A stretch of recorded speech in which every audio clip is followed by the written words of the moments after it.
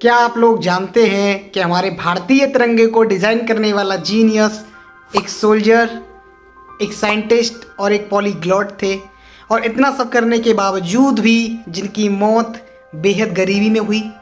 पेंगाली वेंकैया, जिनका जन्म 1878 में आंध्र प्रदेश की कृष्णा डिस्ट्रिक्ट की भाटलापेन्ना मेरू नाम की एक छोटी सी जगह पर हुआ, जिन्होंने मात्र 19 साल की उम्र में ही साउथ अफ्रीका में चल रहे बॉयर वॉर के लिए ब्रिटिश आर्मी को ज्वाइन कर लिया। और उसी बॉयर वॉर के दौरान वो मिले गांधी जी से। गांधी जी से मिलने के बाद उनके अंदर का फ्रीडम का पैशन फिर से जीवंत हो उठा और वो भारत वापस लौट के आए। भारत वापस लौटने के बाद उन्हें अपनी जीवनी चलाने के लिए कई समस्याओं का सामना करना पड़ा, जिसके लिए उन्होंने कभी प्लेग ऑफिसर के तौर पे काम किया तो कभी रेलवे गार्ड के तौर पे। और भारत में ही रहते हुए उन्होंने उर्दू, संस्कृत, हिंदी और जापानीज जैसी भाषाएं भी सीखी। और भारत में ही रहते हुए उन्होंने हाइब्रिड कॉटन का भी आविष्कार किया।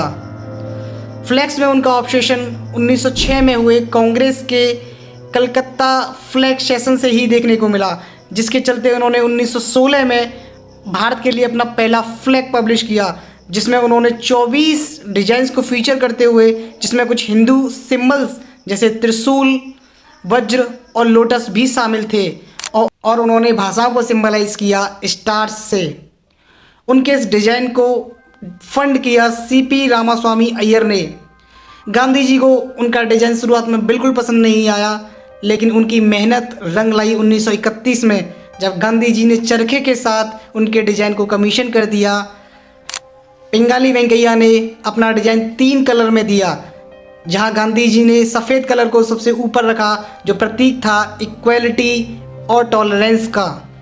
बाद में हमारे तिरंगे में संशोधन भी हुए और उद्विकास होते होते आज हमारा तिरंगा वैसा देखने को मिलता है जैसा वो आज है। पेंगाली वेंकैया बिना किसी डिग्री के साइंटिस्ट थे और उनकी दुखद मृत्यु 4 जुलाई 1963 को बेहद गरीबी में हुई। हालांकि उन्हें बाद में 2009 और 2022 के स्टम्प्स के लिए ऑनर भी किया गया। लेकिन अब आपको बताना है कि पेंगाली वेंकैया की जीवन का कौन सा फैक्ट आपको सबसे ज़्यादा शौक करता है। कमेंट्स करके बताइए।